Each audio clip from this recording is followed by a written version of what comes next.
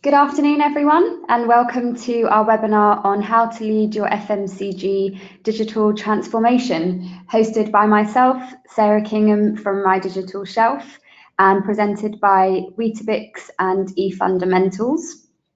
It's my pleasure to be joined by Ed Harmon, who's the Senior Channel Optimization Manager at Weetabix Food Company.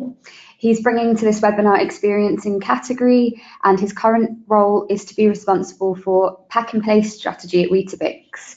He focuses mainly on grocery e-commerce, as well as wholesale and food service B2B channels. And Weetabix as a company are now delivering a renewed focus on driving growth through these channels, requiring the engagement and upskilling of large areas of the business. It's also my pleasure to be joined by Becky Curtis-Hall, who's the Customer Success Manager at eFundamentals. She's previously worked as an e-commerce manager at Pernod Ricard, and her career spans marketing and sales, but always with a focus on online, and especially with an interest on the interaction between humans and machines. She completed her master's in digital media, while working in e-commerce has created a unique perspective on both the commercial side and the academic side behind the scenes that fuels digital innovation. And in this webinar itself, it's going to be 45 minutes. So just to remind you that there is a questions tab on your control panel. So at any point during this 45 minutes, you can post a question for either of our speakers or any general comments that you'd like to be asked, either throughout the webinar itself or also after the webinar for any follow-up questions that you may have. There'll be about 5 or 7 minutes at the end of the webinar for us to answer those questions live to our presenters as well. And also just another reminder that I'll be sending you the webinar recording and presentation after the webinar within an hour or so, just in case you need to maybe leave early, or you'd also like to share it with any colleagues or associates that weren't able to make it. So thanks for joining the webinar, everyone, today, and thank you to Ed and Becky for presenting during this webinar. I'll hand it over to you both now.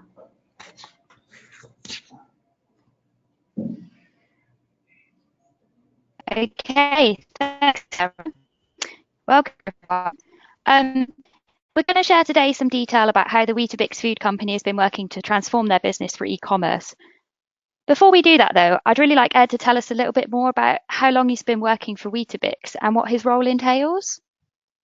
Thanks, Becky. I joined Weetabix as a commercial graduate in 2002. I've spent my time here in a variety of commercial and category roles. I left in 2010, spent some time in some chilled food businesses, and then returned to the business in 2017.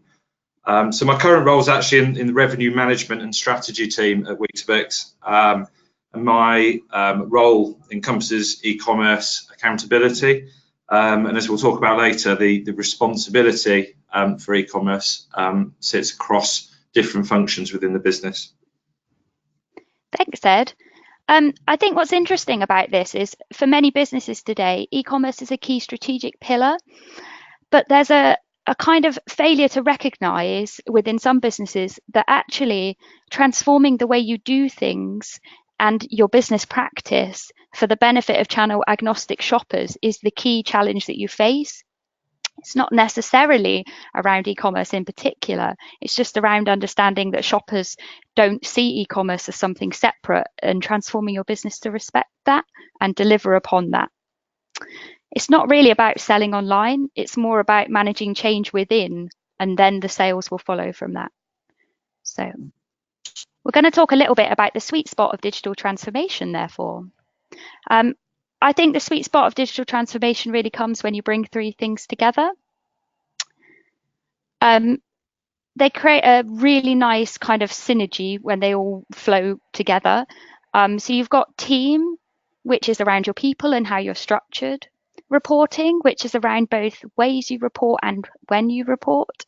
And then expertise and how you deliver on that internally and externally to get the best of both worlds. And in the middle of that is a really nice sweet spot where you get the best out of your business and you deliver real change and real sales uplift. So, Sarah, would you mind activating the poll now?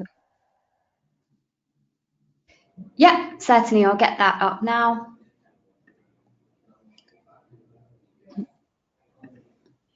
There we go. So yeah, for all of our attendees, we just have a quick poll question for you, which is, where does your e-commerce team sit in your organization?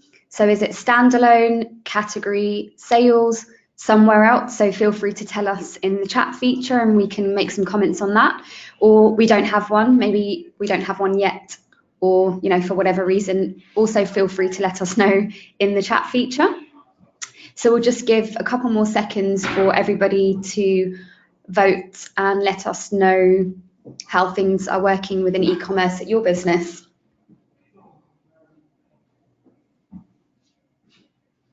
Right, yeah, it looks like we've got most of the answers in now. So just give it a couple more seconds and then I'm going to close the poll and we'll get the answers also live up on the screen for everybody to see.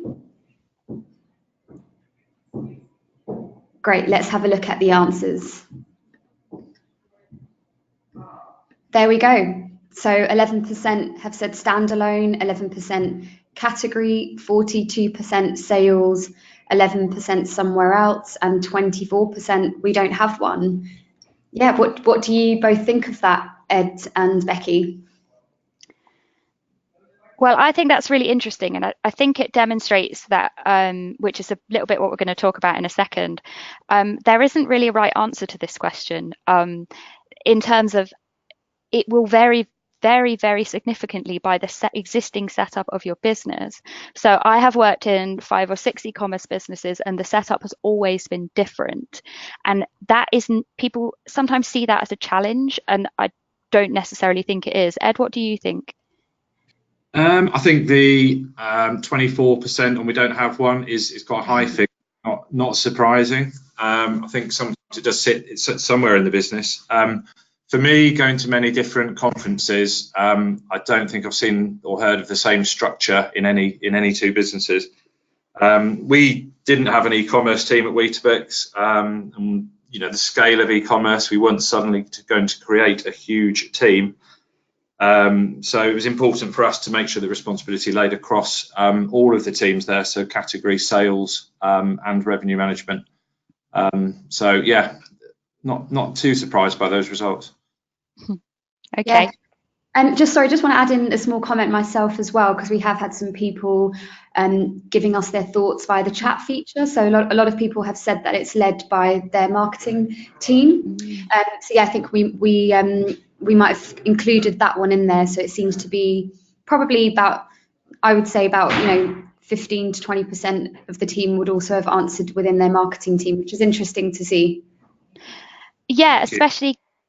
Thank you for that, Sarah, especially given that the e-commerce in and of itself is a commercial function. And it's interesting when we think about the naming of this webinar, which was obviously digital, which obviously encompasses more than online shopping. So I can definitely see the synergies with the marketing department, but also the challenges if you are a commercially minded person working within, say you're just a team of one, working within a large brand focused marketing department. So that can be a challenge, definitely. Anyway, okay, thank you for all of your input on that. It's really, really interesting to understand. Ed, do you want to talk us a little bit about the team at Weetabix? Yeah, so no one really becomes a .com manager at Weetabix. Our customer teams are in with customers every week, sometimes more than once a week. So, they're the best people to lead e-com at customer level. They already look after other channels such as convenience or food service within customers. So it makes sense for them to pick up e-commerce within each customer. What's most important is that we're really clear on roles and responsibilities. So we have a really clear plan at Weetabix to make sure that those roles are clearly defined, whether it be for Mobile Hero Imaging in our marketing team, shopper marketing, or also commercial teams for actual e-commerce sites. It's really, really clear and everybody knows exactly who's accountable and responsible for each element of the e-commerce business. And I think that point about responsibility is very interesting. You've kind of built that into their job profiles effectively, haven't you, Ed? Yeah, and it's been quite a big change in the last 18 months or so, really since we started working with eFundamentals, that each team has required quite a lot of dedicated coaching and training in terms of e-commerce to bring them up to speed. I think everyone has really embraced it. We're having some really great conversations with retail customers now and wholesale customers, and that's more than any one or two people could have done in an e-commerce team. So there are some specialists within marketing in terms of digital, and myself in terms of commercial side of e-commerce, but we're there as a sounding board. We're not actually there to do the doing with the retailers. So it does work well for me, that role and responsibility plan. And then you have a kind of cornerstone of the virtual teams, don't you, Ed? Around, talk about your SharePoint, if you. That would be really. Yeah. So I guess rather than each customer team having their own e-commerce folder within the network here, what we've done is created again with eFundamentals a perfect eShop SharePoint site. So it's a central folder where everyone can access anything to do with e-commerce, whether that's imaging, gold standard names. There's a master product data file in there. Everything's saved in one place, so we can look at shared learnings as well. External users can also upload information. So we have 4 or 5 users all doing different things at eFundamentals, whether it's scorecards or gold standard names. So they can be uploaded to our central SharePoint site. And this is also where our perfect eShop score sits, which we'll come on to in a second. And Ed, if I remember rightly, there are over 60 members of your central eShop group. That's correct, isn't it? 63 currently. So yeah, and that's across all the different functions internally up to director level. So our board can go into the perfect eShop site, see current performance, how it's working, what we're up to, what the actions are. And that's a great, I guess, strength of eFundamentals. It's not limited on the number of users. It's access to all. Everyone can access one eFundamentals site, but also our team SharePoint site as well. So it's not restricted to 2 or 3 users. Everyone can see everything, which has really helped again with the engagement across the business. Yeah, and I think it just shows the work that you guys have put in around cascading that information between all of your different parts, functioning parts of your business, which is, from my perspective, it's been a really, it's the real key driver that you've delivered on, which is great. Yes. Okay, so we're going to talk a little bit about reporting now. And I think this is also really important. And I think one of the key challenges with reporting, e-commerce, online shopping can generate a number of very complex metrics. And it can be a tendency of certainly people like me who are very academic focused or geeky to want to report on all of those metrics all of the time.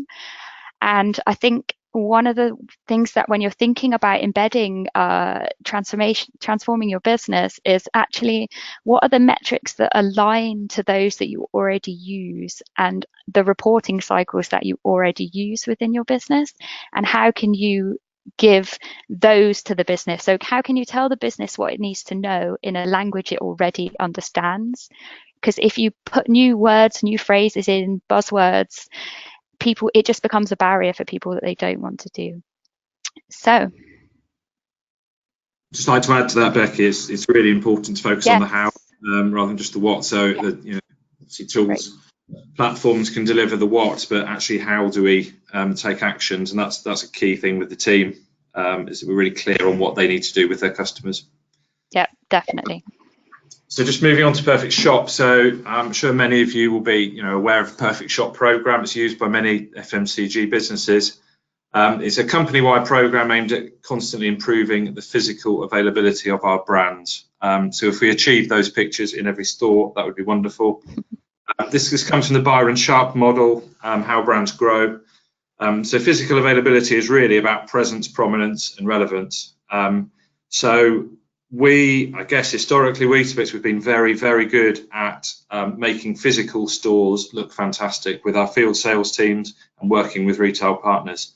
The key thing for us is how do we replicate this, firstly online with e-commerce, also in depots, whether that's food service or cash and carry, and also in convenience stores in the future. But obviously the focus here is on how do we make e-commerce a version of Perfect Shop for e-commerce. If you just want to move on a slide, Becky. Mm-hmm. Thank you. So, yeah, why do we track this? Sorry.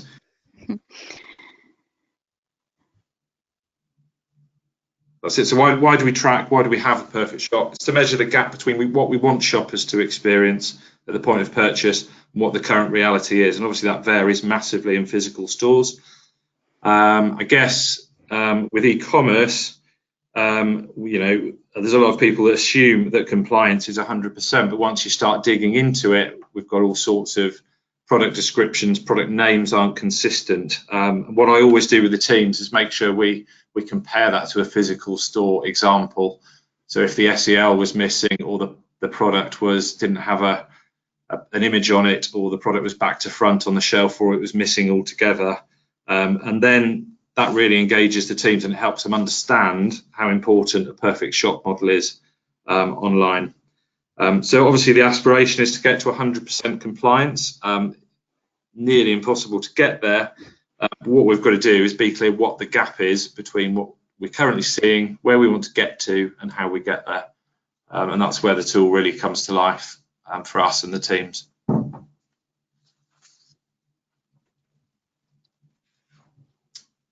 So how does Perfect Shop work for stores? In a nutshell, we have a field sales team in physical stores of around 30 people in partnership with a third party. They focus on incrementality, display, availability and distribution. So that was really the foundation for what we wanted to build for our e-commerce platform with eFundamentals.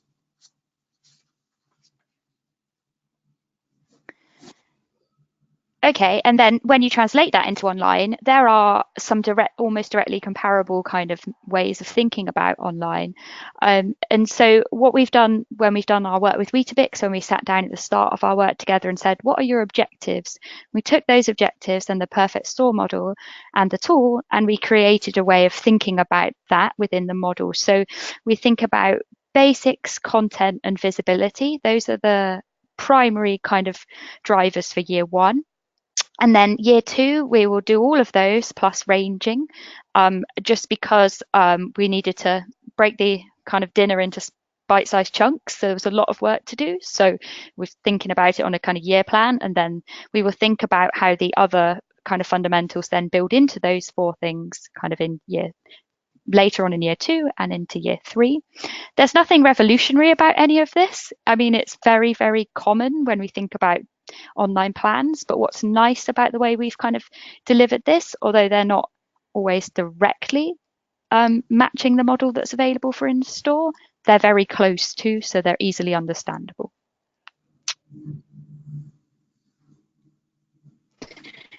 Then we take those metrics and we've turned them into a scorecard. No surprise, the business likes to be kept up to date. And I guess what I'm trying to show here is, again, nothing revolutionary about any of this information. All we're doing is creating it in a format that's easy for people to digest by retailer and then by all accounts over at the top. And then what we've done for that is we've taken those buckets and we've created what we call the perfect eShop score, which is a kind of additional score that Weetabix use, which enables them to aim for that 100% that they're looking for in their compliance.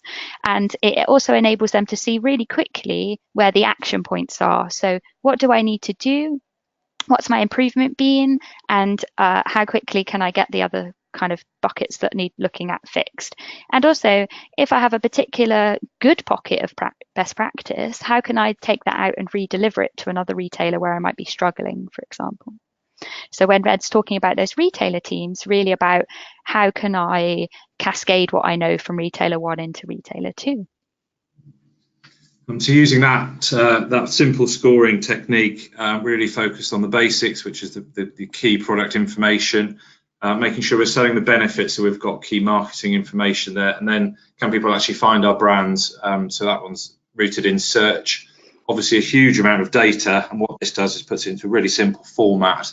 The different teams can literally look at one score.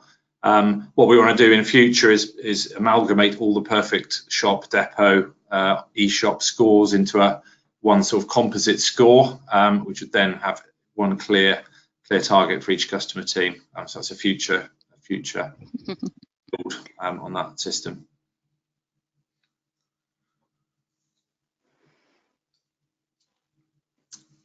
So having the same vision, all formats enables the business to understand the different scoring. So the key thing with this score is this then feeds into the team's individual customer account plans and enables us to review across the business in a consistent way. Whichever the channel is, it means we can be really clear on what the actions are that the team needs to go away and focus on. So that's really where Perfect Shop comes into its own with the new e-commerce tool.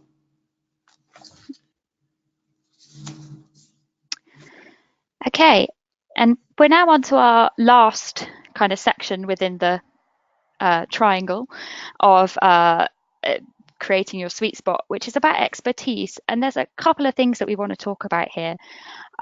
There's bringing in outside expertise and how you can best use that if you're going to do that, if you've got funds to, if you've got the time to. But there's also upskilling, creating expertise, which I think is a really important feature of the progress that the Weetabix team have made around embedding, understanding, but not just understanding, action driven from that understanding. So it's really clear that with a workshop approach that we've been able to understand search better. If you spoke to one of our account team 6 months ago, they wouldn't really know what SEO meant.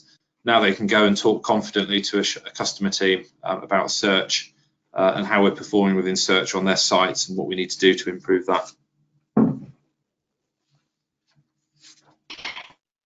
Yeah, and I think, Ed, when we think about that, we've really done that by sitting down with you and understanding where your expertise gaps were. And I don't mean you personally, I mean within the team, and then focusing the resources that you get with the tools, so the customer success side, to really hone in on those. So the search workshop's a really good example. And then there's also kind of other expertise within eFundamentals that we've kind of leveraged in where necessary. But I think one of the things that Ed's done a lot of is upskilling himself as well. So me and Ed spend a lot of time together on the phone, or have done, over time, to try and answer some of the key questions using the tool. And then Ed has kind of then cascaded that also through the business at regular meetings and etc.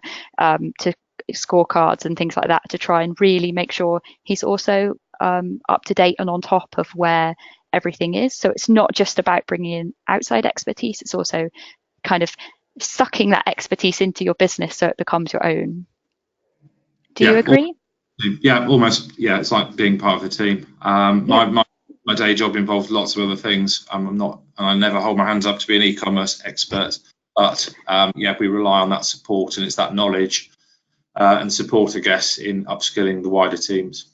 That's really great. It's not just about data and a platform. It's about that, I guess, that personal approach as well. Okay. So just to talk a little bit more about. Sorry, go on. Sorry, no, that's fine. Carry on. Sorry. I was going to say about action, being action obsessed. Obviously, e-commerce and using a platform like eFundamentals presents a huge amount of data. What we do as a team is make sure we're really focused on actions.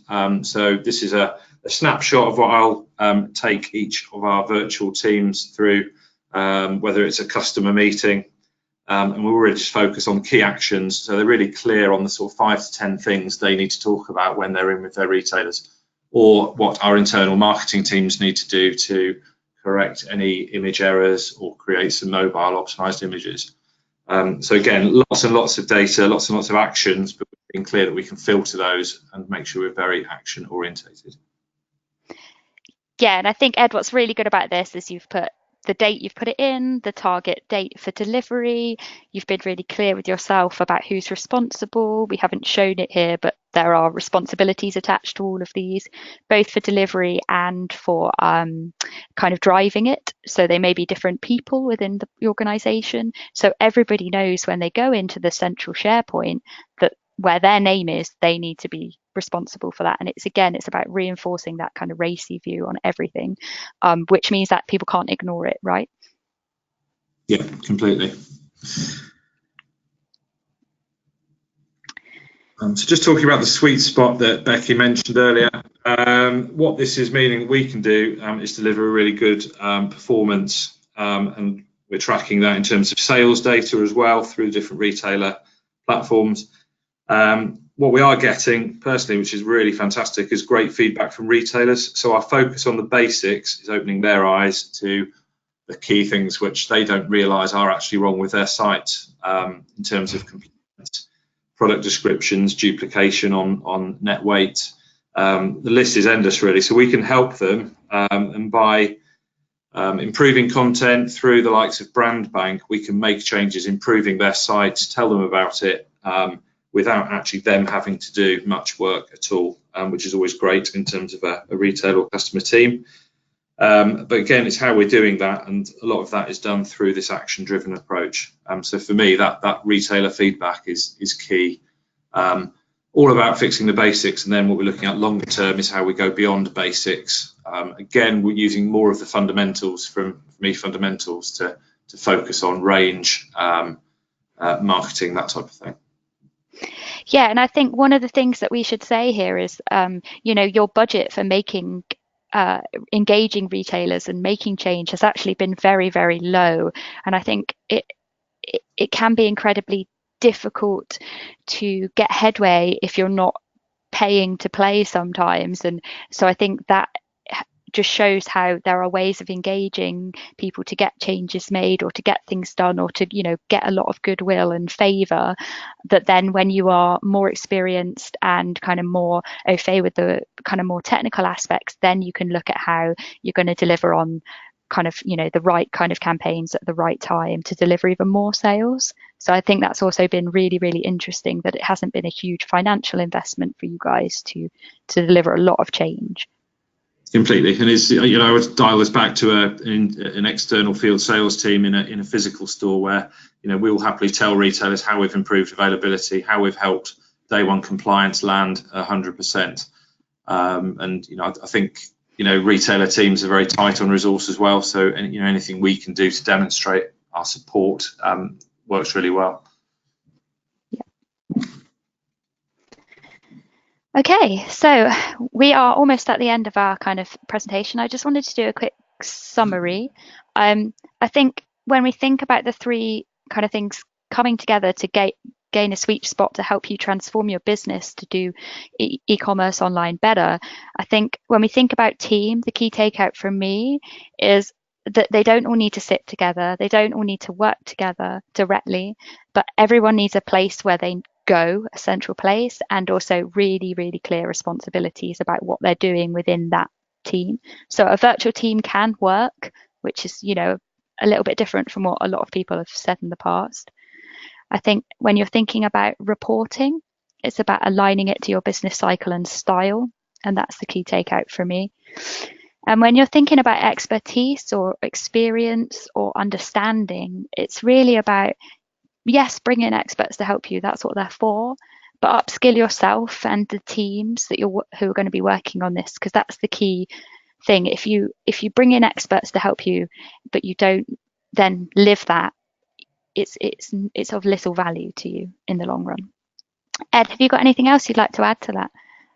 No, I think that's it. That's everything. Yeah, that's exactly. I think in terms of the virtual teams, there's been challenges along the way. I guess some are far more engaged and willing to pick up e-commerce and drive it forward. But I guess that engagement piece is a longer term project, which I'm sort of heading up at all levels of the business. So we need everyone to be talking about all channels, whether that's e-commerce or convenience, within their customer teams. But yeah, completely agree with Becky. It's definitely working for us overall. So yeah, and it's to me, it's a system that works really well and is delivering results.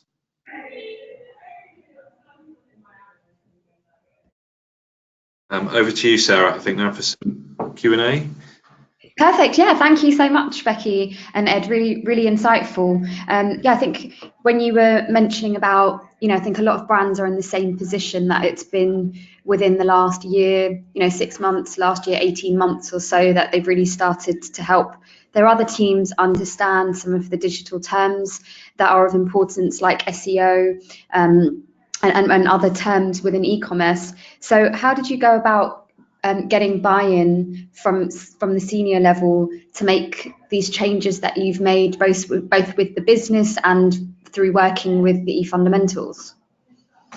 For me, my predecessor was spending a lot of time going to see customers when he'd then bump into his colleagues in reception and think, well, why are we all going to different customers and different people? So primarily it was about having one team going to see all customer contacts. That was the key thing, and that then, I guess, internally the sell-in there was that we don't need an e-commerce team with lots of people in it when we've got people going to see customers, and that customer contact is the key, I guess, the fundamental of that plan. So for me, it was about, I guess, resourcing and how we optimize our use of resource internally and with customers, and that then led to a clear presentation to the different teams, which made the engagement that much easier.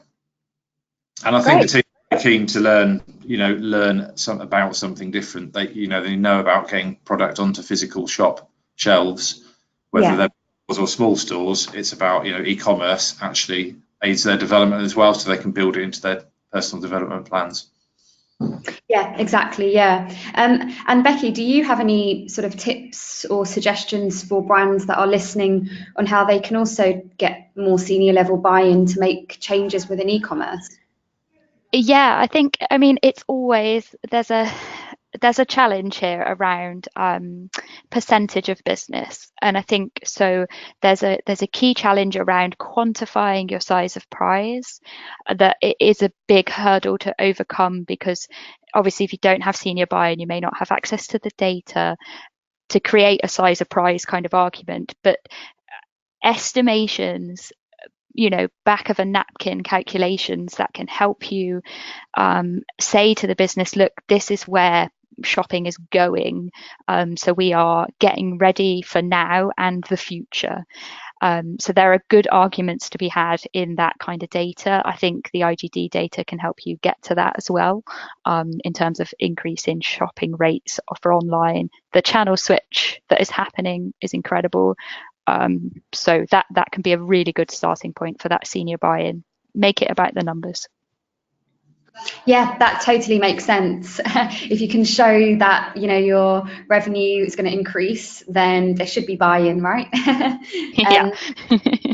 Yeah. I mean, talking about the topic, going back to how the teams work, I think that spurred on a few questions from the audience of, whether it sits in category, marketing, sales, etc. So I think, it would be great to get both of your opinions on this question. So Ed, maybe you first, given how you've mentioned your virtual team, what do you think is, as the business continues to grow, as e-commerce becomes more of a focus, what would you say sort of the ideal structure would be? Would it be an e-commerce specific team, or should it be spread across different departments? I do think you need someone that's an expert, but a go-to point, so someone that takes ownership, which is me. I think starting with the list of things you need to do on e-commerce is the best thing to do, and then work out exactly where those responsibilities sit. So if a brand manager is doing a new pack design, then get them to do a mobile hero image, optimized image at the same time. If we're looking at what the perfect flow of a physical fixture should be, then make sure the category team are also looking at taxonomy recommendations. So there's, I guess, everything you do on e-commerce, you can link it back to something that somebody's already probably doing internally for a physical pack or a physical store. That's the way we've looked at it. I guess obviously Ocado and Amazon, we do have a sort of dedicated NAM for that. Yes, they are experts in e-commerce, but it doesn't mean they need to know exactly what Tesco should look like, or if there's an image missing on the Sainsbury's website. So that's, they are sort of separate to that virtual e-commerce function. But yeah, really just start with a list of things to do and go from there. Great. And Becky, what are your thoughts on sort of like, the ideal structure? Yeah, I like I said up front, I don't think there is one. So, but for me, I mean, obviously, I think e-commerce experts should be everywhere, of course. But no, I think it will very much depend on how you are structured and the list of things you need to do. I do think there is a benefit to the distributed teams that Ed's working with in terms of they are in touch with the rest of the business. They're very close to their customers, and therefore they get a lot of extra buy-in. I think the challenging situation is where you have 1 to 2 e-commerce experts who are also responsible for the P&L of the e-commerce parts of the business, because their attention is stretched so very thinly that they are never going to be able to deliver on the detail. And unfortunately with e-commerce, or fortunately, I suppose retail is detail, but the devil is in the detail for e-commerce. So you really need people who can focus, whether that's focusing by customer, like the distributed team that Weetabix have got, or by e-commerce and having people within e-commerce teams who can do different roles or for different customers. So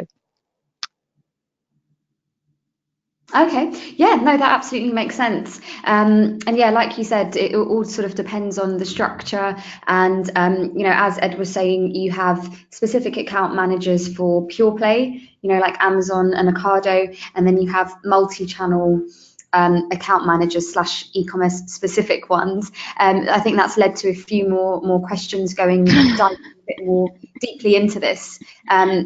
What would you both say? Any tips on how to deal with pure play channels specifically, and sort of a follow-on question from that? What are the main differences? So again, Ed, maybe we can get your thoughts on this, on the differences between the multi-channel and the pure play, and any tips on how to work,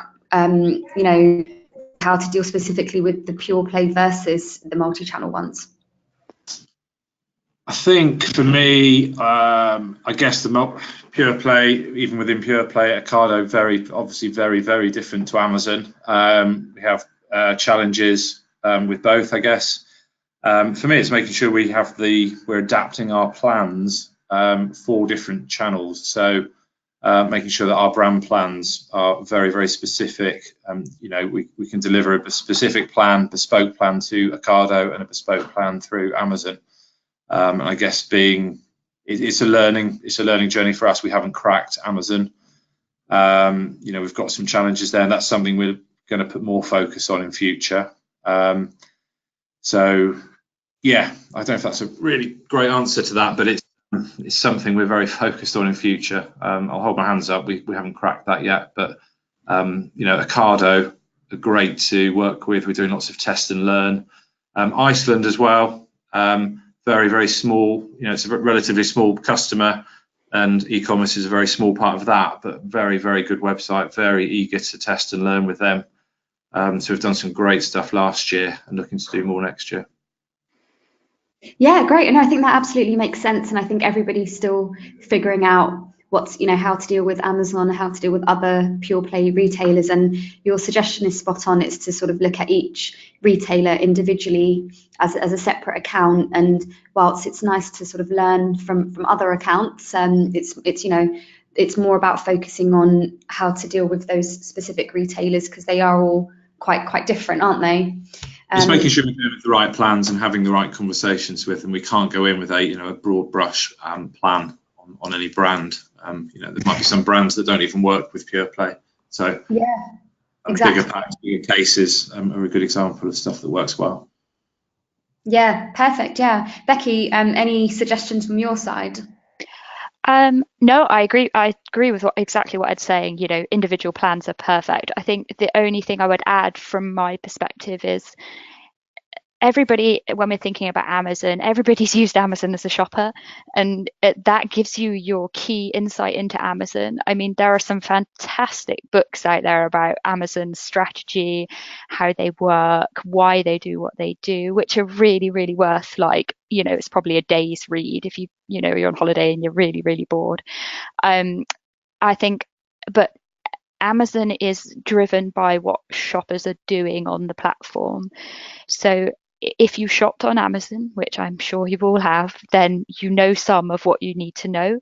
So do a bit more shopping and spend a bit more time exploring. If Amazon scares you, think about it from a shopper perspective and go from there. And then once you're clear about what you want as a shopper of your brand to get out of Amazon, then you can start to talk to them in a way that kind of opens a few more doors. It can be difficult to work with them because they're so different from the rest of the business, but it can also bring great rewards when it's done right. So it is worth thinking about. It's not a beginner step. So I think get everything else aligned and then think about Amazon while you're doing that, but, you know, then come at it with a lot of focus and specificity.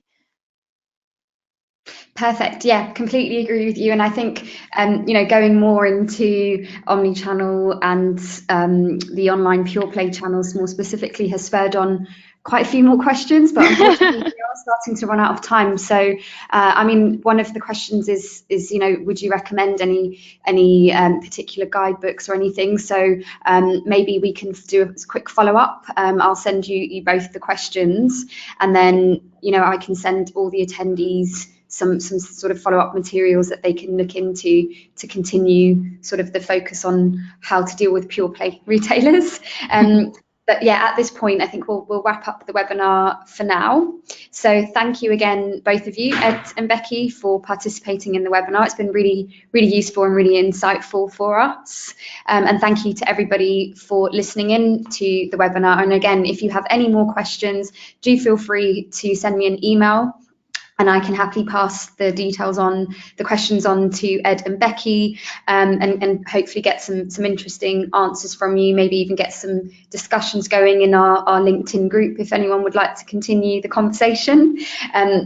And also we'll have the opportunity to meet with eFundamentals at our upcoming conference, the Online and Digital Grocery Summit, which is taking place on the 16th of May. You can get more information on the website www.mydigitalshelf.co.uk, or you can email me directly on sarah@mydigitalshelf.co.uk to get more information or to book your tickets. We do have some interesting retailers presenting: Asda, Sainsbury's, Ocado, and the Cooperative, who have just launched their e-commerce sector as well, and some great FMCG brand perspectives from Coca-Cola, Molson Coors, Kraft Heinz, and more. So yeah, if you'd like to join us, tickets are selling out fast, but we do have a few spaces still remaining. eFundamentals is our lead sponsor, so you can also meet with them, you know, have any conversations about their tools and features that you'd like to, or any, you know, follow-up questions based on this webinar. So thanks again for all of you for joining, and to you, Becky and Ed. Thank you, Sarah. Thanks very much, and thanks for attending. Thank you, and see you guys at the next one. Thanks, bye.